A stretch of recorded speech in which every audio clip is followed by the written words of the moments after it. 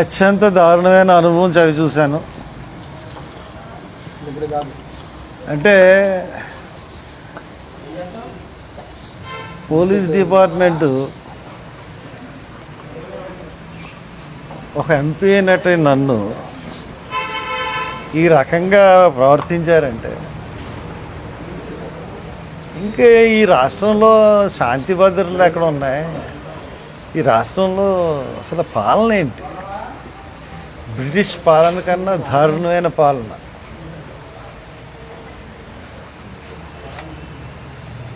నేను పొద్దునుంచి ఏమి తినలేదు. ప్రవీణ్ పగడాలకి నేను ఒక మీటింగ్కి పిలుపు ఇవ్వలే, ఒక ర్యాలీకి పిలుపు ఇవ్వలేదు, ఒక ధర్నాకి పిలుపు ఇవ్వలేదు. ఎవరి కుటుంబంతో వాళ్ళు వచ్చి ప్రవీణ్కి కొవ్వొత్తులు వెలిగించి ఇది హత్య కింద భావిస్తున్నాం అనుకున్న వాళ్ళందరూ వచ్చి అక్కడ కొవ్వొత్తులు వెలిగించండి అని చెప్పడం జరిగింది. అటువంటిది పొద్దున్న అక్కడికి వెళ్ళి వచ్చిన వాళ్ళకి ఎండగా ఉంటుంది, టెంట్ వేద్దాం, కొంచెం స్టేజ్ కింద చేద్దాం అంటే మార్నింగ్ 7:30కి వెళ్ళాను. అక్కడికి 7:30కి ఒకరిద్దరు కానిస్టేబుల్ ఉన్నారు, కొద్దిగా వెనక్కి వేసుకొని సార్ అన్నారు. సరే వెనక్కి వేసుకుంటారని చెప్పేసి వచ్చేసాను. తర్వాత డిఎస్పీ వాళ్ళు వచ్చి ఎవరు చెప్పలేరు కానీ మొత్తం అన్నీ పట్టుకెళ్ళిపోయారు. సరే పట్టుకెళ్ళిపోయారని చెప్పి డిఎస్పీ గారికి ఫోన్ చేశాను. ఏంటంటే ఇలా పట్టుకెళ్ళిపోయారంటే మీరు అక్కడ చేయడానికి వీల్లేదు. మేము ఏం చేస్తామండి, మేము ధర్నాలు చేస్తామని అనలేదు. సెక్షన్ 30 ఉంది, సెక్షన్ 144 ఉంది. మేము సెక్షన్ 30కి విరుద్ధంగా మేము అక్కడ ఏం ప్రవర్తించట్లేదు. మైక్ ఏం పెట్టం, స్పీచెస్ ఉండవు. ఎవరికి వచ్చి సింగిల్గా వచ్చి వాళ్ళు వెళ్ళిపోతారు, గుబ్బుగొడ్డం ఉండదు. అదే మేము చేయదలుచుకున్నాం అని చెప్తే ఎవరిని రానివ్వను, ఇక్కడికి ఎవరిని చేయనివ్వను అని చెప్పి చాలా పొగరుగా మాట్లాడాడు ఒక యంగ్ డిఎస్పీ. పేర్లు తెలియదు నాకు.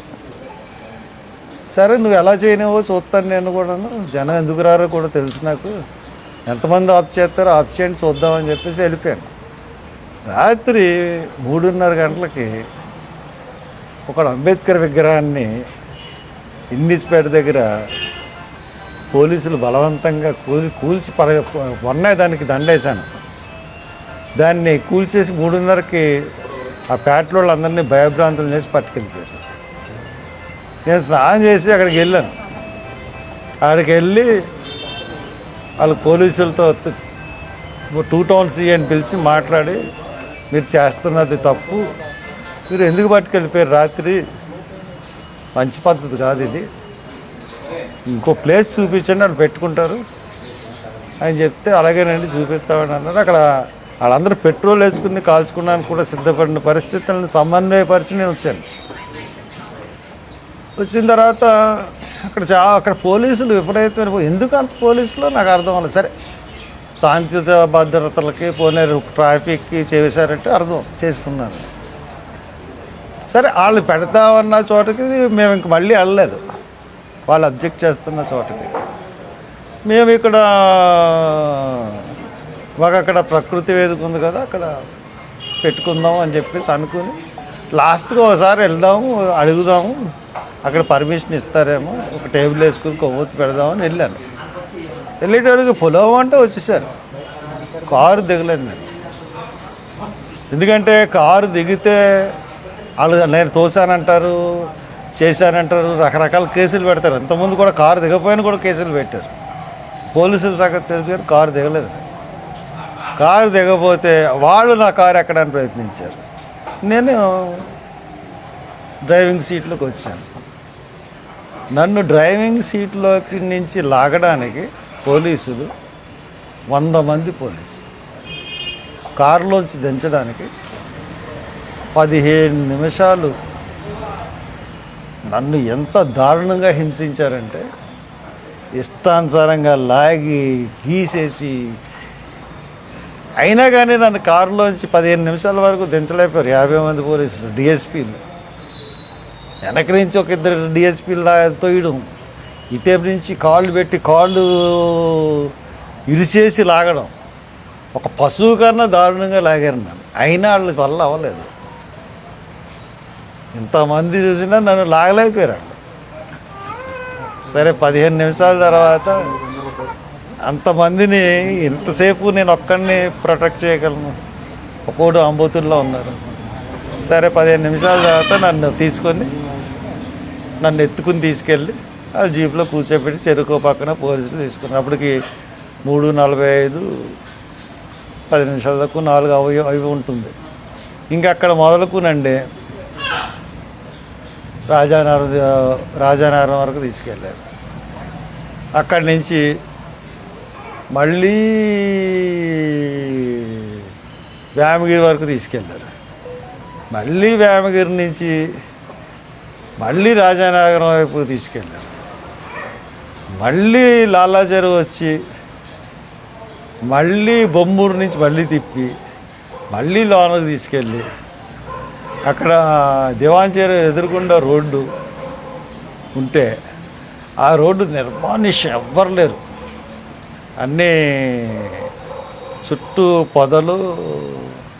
ఏవో అక్కడ ఏంటంటే మన హాస్పిటల్ ఒకటి ఉంది, శ్రీనివాస్ గారి దగ్గర, శ్రీనివాస్ అనుకుంటా, గూడూరు శ్రీనివాస గారి హాస్పిటల్ వెనకాల అసలు నివాసాలు కానీ ఏం లేవు. ఒక నిర్మానుష్య ప్రదేశానికి తీసుకెళ్ళి 3 జీపులు అక్కడ దించారు. దించి అక్కడ 2 గంటలు ఉంచారు. అంటే నేను పారిపోతే కాల్ చేద్దాం అనుకుంటున్నారా అని ఎటకారాలు కూడా ఆడాను. ఏం చేయమండి, మాకు ఇన్స్ట్రక్షన్స్ అండి.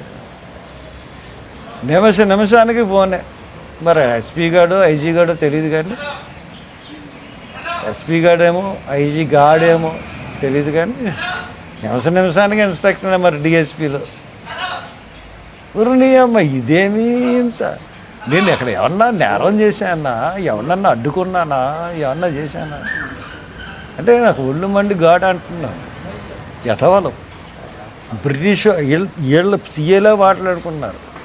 బ్రిటిష్ వాళ్ళ కాలంలో కూడా ఇంత హెరాస్మెంట్ మన స్వాతంత్ర సమరయోధులు అనుభవించి ఉంటారండి అని అనుకుంటారు వాళ్ళు. అంటే ఎంత హెరాస్మెంట్ చూడండి. మళ్ళీ అక్కడి నుంచి మా సన్నీకి ఎలా తెలిసిందో వచ్చేసాడు అక్కడికి. అంటే మీ దగ్గర జీపీఎస్ ఉందా? ఊరి ఏమో నా దగ్గర జీపీఎస్ లేదంటే పాప అది సరదాగా అడిగారులేండి, అదే జోక్ అడిగారు. ఎవరు ఇన్ఫర్మేషన్ ఇచ్చారు? వాళ్ళు ఎస్పీకి ఒకళ్ళ మీద ఒకళ్ళు కంప్లైంట్ చేసుకుంటున్నారు. ఎవడో మన మధ్యలో ఒక మోళ్ళు ఉన్నాడండి, వాడి ద్వారా వెళ్ళింది ఇన్ఫర్మేషన్, ఎవడో లొకేషన్ షేర్ చేశాడు. ఎవరు చేశారు ఏంటో తెలియదు. కానీ అండి మీరు సంపాదించగలిగితే ప్రెస్ వాళ్ళు 15 నిమిషాలు నన్ను కారులో దించి వీడియో సంపాదించే అంతకన్నా భయంకరమైన మానవ హక్కుల ఉల్లంఘన అనేది ఇంకోటి ఉండదు. అంటే ఒక ఎంపీగా చేసిన 10 సంవత్సరాలు ఎంపీగా చేసిన వారితో వాళ్ళు ప్రవర్తించిన తీరు ఏ రకంగా ఉందో మీకు వీడియో కానీ మీరు సంపాదించగలిగితే, ఒరే ఇంక నువ్వు మానేసి చంద్రబాబు బర్త్డే లేంట్రా బాబు నీకు రా చంపించేసావు మనిషిని. సరే ఏదో మాట్లాడాలనుకుంటూ బుర్ర ఏం పని చేయట్లేదు. అలాగ నన్ను మళ్ళీ కంబాల చెరువు దగ్గరికి వచ్చి అంటే 6:30కి అయిపోయింది, 7:30 వరకు నన్ను వదలకూడదు. పోనీ వాళ్ళు దానికి నా ప్రోగ్రాం ఏమన్నా చేయించారా?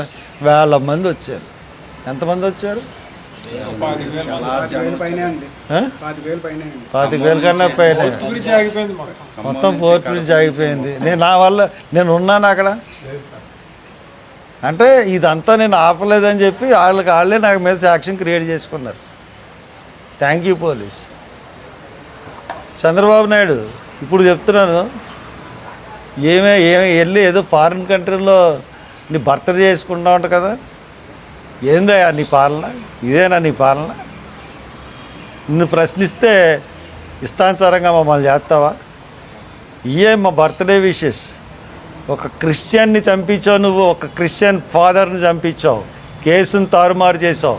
ఇప్పుడు దాకా పోస్ట్ మార్టం రిపోర్ట్ రిలీజ్ చేయలేను. నీకు తెలియకుండా అన్నీ జరుగుతాయా? మళ్ళీ నీకు ఎన్ని సంవత్సరాలు ఇప్పుడు? 76, 77, 78, ముసలోడివి 80.